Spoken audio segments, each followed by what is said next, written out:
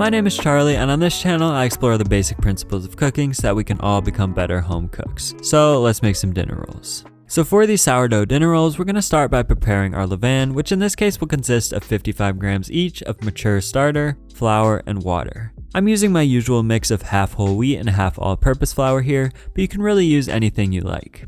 Now, the way I prepare this here, it's going to take about 5 to 7 hours at room temperature to double in size, at which point it'll be ready to use. The nice thing about this recipe is that if you get it started in the morning, you can have it done by dinner time, so I'll also leave a recommended time schedule in the full post on my website, which will be linked below.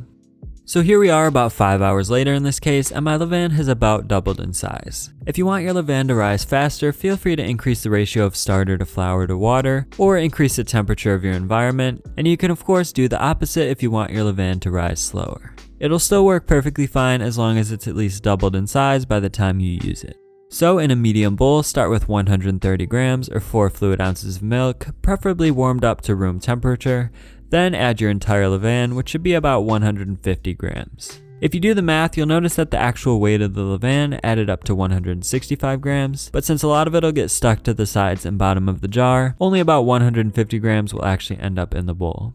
Anyways, just go ahead and stir that all together until the levain becomes evenly distributed. Then we'll add the rest of the ingredients, starting with 1 beaten egg, 1.5 tablespoons of melted unsalted butter, which you've allowed to cool to room temperature, 30 grams of granulated sugar, and 7 grams of salt. Then again stir until all ingredients are fully incorporated, and add 50 grams of whole wheat flour along with 350 grams of bread flour.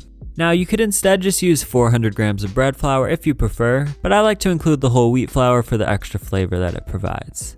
So thoroughly mix in the flour until the liquid is completely absorbed, and you'll notice at this point that the dough is still quite dry, so next we're going to add just a bit of water. You'll want to add anywhere from about 60 to 90 grams, which is about 2 to 3 fluid ounces, so in this case I'm adding 75 grams. The amount you need to add can depend on a lot of factors, mostly the type of flour that you're using, so just use your judgment and only add as much water as you need until your dough looks about like mine does here. You'll also want to work the dough just a bit, either with your hands or with a dough whisk to start to develop some gluten.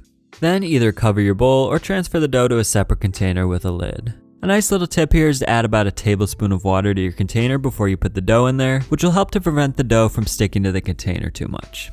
Then transfer your container to a warm environment, either in your oven with the light on, or in a proofing box if you have one, set to around 82 degrees Fahrenheit, which is about 28 degrees Celsius. You could also just keep it at room temperature if that's your only option, but it might just take a bit longer to rise in that case.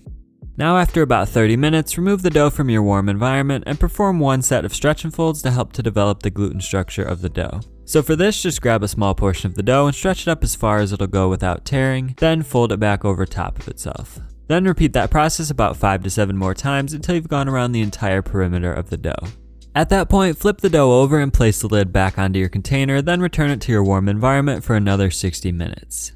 After that time, we're going to perform another set of folds. This time though, we'll be performing coil folds in order to preserve the airiness that's developed in the dough.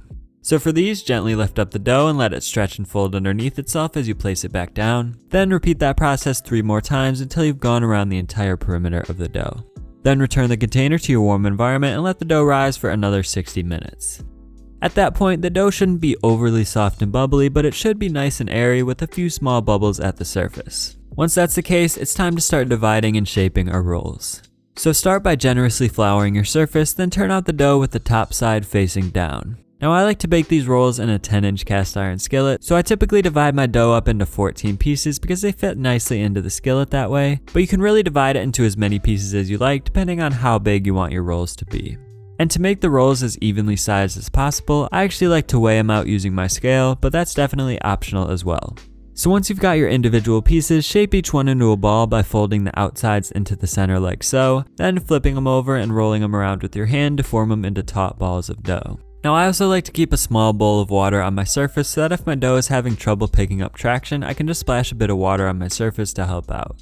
Then as you shape the rolls, place them into your 10-inch cast iron skillet or other similarly sized pan, which I like to dust with rice flour to prevent the rolls from sticking. And I also like to roll each roll in a small amount of rice flour before adding them to the pan to prevent them from sticking together too much. At that point, it's time to let the rolls proof one more time, so just cover them up with a dish towel and place them back into your warm environment for about another 1.5 to 2 hours until the rolls spring back slowly when poked with your finger. You'll notice at the beginning of proofing that they spring back right away when poked, but by the end of proofing, the gluten structure will have broken down slightly and they'll look more like this. So before we finally bake these rolls, we're just going to brush them with a little bit of egg wash to help them brown, which just consists of 1 egg combined with 1 teaspoon of water. And I also like to sprinkle the tops of each roll with a bit of flaky salt to add some extra texture and flavor. Then go ahead and throw the rolls into your oven, which you've preheated to 400 degrees Fahrenheit or about 205 degrees Celsius for 18 to 25 minutes until they've reached your desired level of browning. Once they're out of the oven, I also like to drizzle some melted butter over top, and at that point just let them cool in the pan for at least 5 to 10 minutes before transferring them to a wire rack to cool the rest of the way. So now that you know how to make sourdough dinner rolls, if you want to learn how to make an easy cranberry sauce to go with your holiday dishes, be sure to click that video in the bottom right corner of the screen. So there you go. I'll see you all in the next one.